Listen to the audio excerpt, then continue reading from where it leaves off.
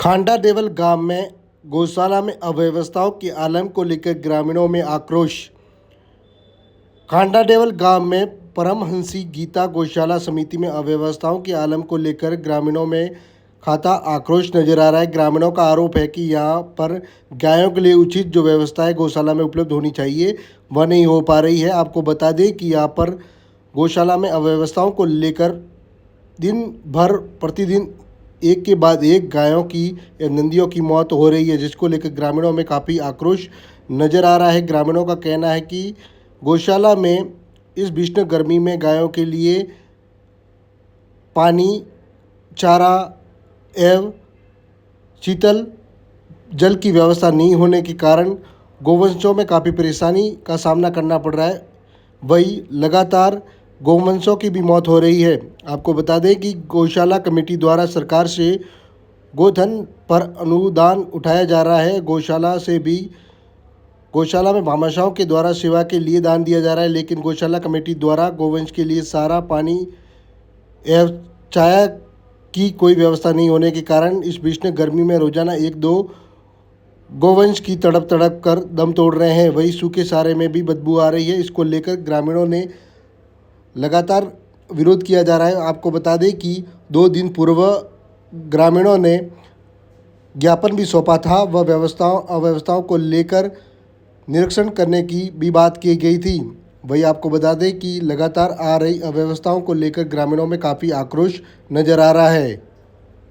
आज खांडा देवल में नंदी गौशाला में ग्रामीण इकट्ठा हुए, क्या पूरा मामला है? श्रीमान तहसीलदार साहब के निर्देश पर यहाँ खांडा देवल में परमहंसी नंदीशाला है। यहाँ पर अव्यवस्था की शिकायत मिली और गांव वाले इकट्ठे हुए तो मौका मुआयना किया गया, मौका स्थिति देखी गई और गांव वालों से संपर्क किया गया। तो गांव वालों का कहना है कि यहाँ पे जो भी नंदीशाला है उसकी व्यवस्था बराबर नहीं चल रही है, चारे पानी की व्यवस्था सही नहीं है और पशु भी बीमार है, उनका ट्रीटमेंट वगैरह उसकी समस्या है। तो गांव वाले चाहते हैं कि उसका भी मैनेजमेंट वगैरह उसमें गांव वाला और उनका स्वामी जी दोनों के सहयोग से काम हो। तो इस संबंध में स्थिति से श्रीमान तहसीलदार साहब को अवगत करा दिया गया है और आगे जो भी रिपोर्टिंग है उसकी रिपोर्टिंग। ग्रामीण जो कैलाश आश्रम मठ के पास में बनी हुई है उसमें पूर्ण रूप से अव्यवस्था बनी हुई है और ग्रामीणों का जो विरोधाभास चल रहा था कि भाई यहाँ नंदियों की सेवा नहीं हो रही है और तड़प तड़प कर नंदी महाराज मर रहे हैं। तो हमें भी आज आना हुआ, काफ़ी गौ भक्तों के फोनों के आधार पर हम भी यहाँ आए और देखा व्यवस्था। तो व्यवस्था है मतलब काफ़ी गड़बड़ाई हुई है। यहाँ जो पानी की जो खेलियाँ देखी तो खाली पड़ी है, यहाँ जो गवाड़े देखी तो उसमें चारे की जगह मिट्टियाँ भरी पड़ी है और यहाँ लगभग गोबर उठाए हुए तो इस बाड़े में आप अगर देखें तो लगभग 1 साल से भी अधिक समय हो चुका होगा, क्योंकि 1.5 फीट या खाद जमा हुआ है, जो गोबर है जमा हुआ है और कई गौवंश बीमारी अवस्था में धूप में पड़े हैं, कई शेडों की व्यवस्था नहीं है, काफ़ी मतलब यह जो पानी की खेलिया उसके पास में खड्डे पड़े हुए हैं। मतलब पूर्ण व्यवस्था 0% के आसपास में इसकी व्यवस्था है। चारा गोडाउन में गए तो लगभग यहाँ 500 नंदी महाराज बता रहे हैं जो उनके आधार पे कि भाई हमारे पास में 500 नर गौवंश है। तो अगर चारे के गोडाउन में देखा तो लगभग पर्याप्त भोजन अगर देखा जाए तो 40 से 50 गौवंशों का ही है। वो भी सड़ी और गली हुई चावल की पराली जो कहीं भीगी हुई ऐसी तरीफ में जो भी है उसमें अगर खोल के देखा तो पूरी मिट्टी और बदबू सी नजर आ रही है। तो ग्रामीणों की मांग है कि भाई ये नंदीशाला है, इसमें महाराज के द्वारा व्यवस्था की जाए।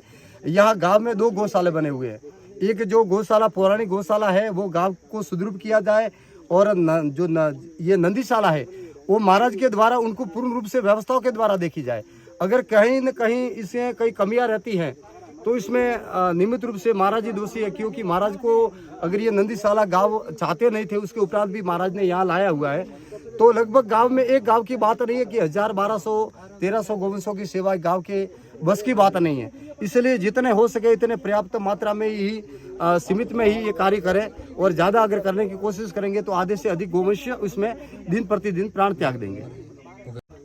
मैं तो आज ही आया हूँ, लेकिन हमारी जो कमेटी धनपुरा गौशाला से 4 दिन से आ रही है यहाँ, तो यहाँ की व्यवस्था बहुत खराब है। ये गौशाला हम क्यों बनाते हैं? क्योंकि रोड पे जो गाय माता घूमती है, नंदी घूमते हैं, वो तड़प तड़प के मरते हैं। इसलिए हमारे यहाँ गाँव के जो आवाज़ उठाई थी हर गाँव में गौशाला होनी चाहिए, लेकिन एक गौशाला की ऐसी हालत है कि रोड पे जो गौ माता है उनकी ज़्यादा सेवा हो रही है, इधर कम सेवा हो रही है। यहाँ की व्यवस्था घास देखो, पानी का जो टाका है वो देखो, वो भी खाली है। यहाँ पर अपन खड़े हैं, 1.5 फुट अपना कचरा, अपना गोबर है।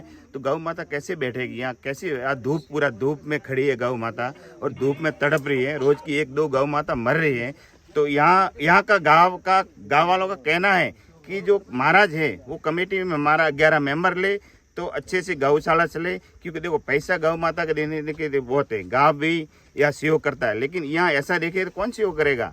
हमारा तो दिल दुखता है, गाय तड़प तड़प के मर रही है, तो कौन पैसा देगा? उल्टा पैसा दे रहा है वो भी बंद कर देंगे, लेकिन सही तरीके से चलेगी तो पैसे में अनुदान देने वाले बहुत हैं, उनका गांव का भी सहयोग बहुत आएगा। इसलिए 11 मेंबर गांव का लेना चाहिए। और वापसी तो यहाँ 3-4 दिन से मिलते भी नहीं, यहाँ आते गाँव वाले यहाँ से निकल जाते, तो किसके साथ बात करेंगे हम? जय गौ माता, जय गोपाल। गांव का जो गौशाला है बद्रुदेश्वर महादेव के पीछे ओन में बना हुआ गौशाला है, वो गांव के अंडर में होना चाहिए और देख रेख भी पूरा गांव करेंगे, सहयोग करेंगे। और जो यह नंदीशाला है उसमें तो दिन का कम से कम 2-3 नंदी तो डेली मर रहे हैं, और वो भी हड्डियाँ भी। यहाँ देखो, आप वहाँ जाके देख सकते हैं, वहाँ पूरा अंदर कम से कम 100-200 अंदर नंदी भरे हुए पड़े हैं, और वहाँ 10-15 दिन सूखने के बाद में वहाँ की हड्डियाँ भी निकालते हैं बाहर और वो भी बेचते हैं। और ना तो इधर सारा की व्यवस्था है, ना पानी की व्यवस्था है, ना कुछ साव की व्यवस्था है।